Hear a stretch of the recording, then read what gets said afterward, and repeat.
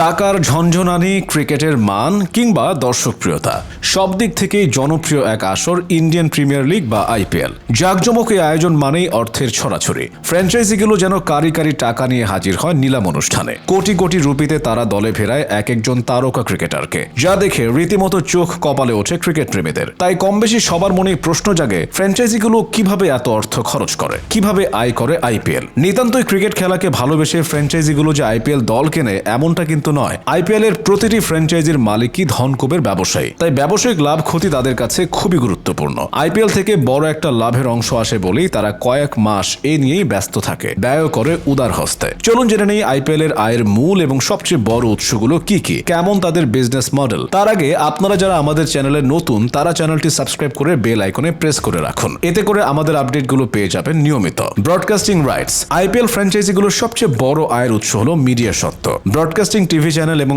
Online স্ট্রিমারদের কাছ থেকে পাওয়া অর্থ বড় একটা অংশ লাভ নিয়ে আসে। প্রাথমিকভাবে এই অর্থ বিসিসিআই এর কাছে যায়, ভারে ভাগের অর্থ বুঝিয়ে দেয়। কোন ফ্র্যাঞ্চাইজি কয়টি ম্যাচ খেলেছে, গুরুত্বপূর্ণ ম্যাচ কোন ফ্র্যাঞ্চাইজি খেলেছে, কাদের ম্যাচে বেশি দর্শক হয়েছে, এই বিষয়গুলো মেনে চলা হয়। রাউন্ড রবিন লিগ থেকে বাদ পড়ে যাওয়া দলগুলো যে অর্থ পায় তার চেয়ে প্লে অফ খেলা দলগুলো বেশি অর্থ পেয়ে থাকে। সবচেয়ে বেশি অর্থ পায় ফাইনালে খেলা দলগুলো। সম্প্রচারকারী চ্যানেল যদি কোনো ফ্র্যাঞ্চাইজি বা তাদের ক্রিকেটারদের নিয়ে বিশেষ প্রোগ্রাম করতে চায়, তাহলে সে অনুযায়ী ওই ফ্র্যাঞ্চাইজি মোটা অঙ্কের অর্থ পেয়ে থাকে। স্পন্সরশিপ। দ্বিতীয় সর্বোচ্চ আয়ের উৎস হলো ব্র্যান্ড স্পন্সরশিপ। প্রতিটি ফ্র্যাঞ্চাইজি কয়েকটি ব্র্যান্ডের সাথে চুক্তিবদ্ধ হয়, নিজেদের জার্সি এবং টিমের সরঞ্জামে সেসব ব্র্যান্ডের লোগো লাগানোর মাধ্যমে বিজ্ঞাপন করে থাকে। কোনো ফ্র্যাঞ্চাইজি তাদের হোম গ্রাউন্ডের বাউন্ডারির বাইরে কোনো ব্র্যান্ডের লোগো সহ ব্যারিকেড লাগিয়েও অর্থ পেয়ে থাকে। স্পন্সররা যত পরিষ্কারভাবে তাদের বিজ্ঞাপন দেখাতে চায়, সে অনুযায়ী ফ্র্যাঞ্চাইজিগুলো তত বেশি আয় করে। অনেক ফ্র্যাঞ্চাইজির ক্রিকেটাররাই তাদের প্রধান স্পন্সর ব্র্যান্ডের টিভি বিজ্ঞাপনে অংশ নেয়। এর মাধ্যমেও প্রচুর অর্থ যায় ফ্র্যাঞ্চাইজির হাতে। Ticket sell. ফ্র্যাঞ্চাইজিগুলো হোম ম্যাচের জন্য টিকিট বিক্রি থেকে পাওয়া অর্থের বেশিরভাগটাই পেয়ে থাকে। তাছাড়া ফ্র্যাঞ্চাইজি মালিকেরাই হোম ম্যাচের টিকিটের মূল্য নির্ধারণ করেন। টিকিট বিক্রি থেকে পাওয়া অর্থের সামান্য অংশ স্পন্সর এবং বিসিসিআই কে দেওয়া হয়,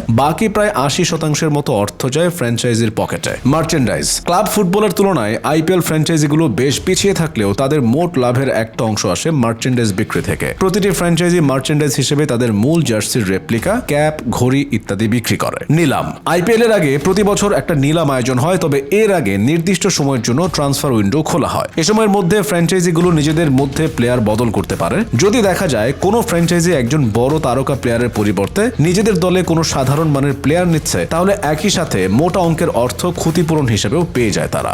বিজ্ঞাপন ও প্রচারণা। স্পন্সরদের বিজ্ঞাপন প্রচারের পাশাপাশি ফ্র্যাঞ্চাইজিগুলোর জন্য আইপিএল হচ্ছে নিজেদের ব্র্যান্ড পাবলিসিটি চালানোর আকর্ষণীয় এক জায়গা। ফ্র্যাঞ্চাইজির মালিকরা যেহেতু বড় বড় ব্যবসায়ী, তাদের অনেক ছোট বড় ব্র্যান্ড এবং ব্যবসায়িক প্রতিষ্ঠানও রয়েছে। ফ্র্যাঞ্চাইজি কেনার মাধ্যমে তারা নিজেদের সেসব ব্র্যান্ড ও প্রতিষ্ঠানের একটা প্রচারণাও চালিয়ে ফেলতে পারে আইপিএল এ। আজ এ পর্যন্তই। ভিডিওটি শেষ পর্যন্ত ভালো লেগে থাকলে লাইক দিন এবং আপনাদের কি মতামত তা জানিয়ে দিতে পারেন কমেন্ট সেকশনে। এরকম আপডেট নিয়মিত পেতে চ্যানেলটি সাবস্ক্রাইব করুন এবং বেল আইকনে প্রেস করে আমাদের সাথে যুক্ত থাকুন। সবাই ভালো থাকুন, সুস্থ থাকুন।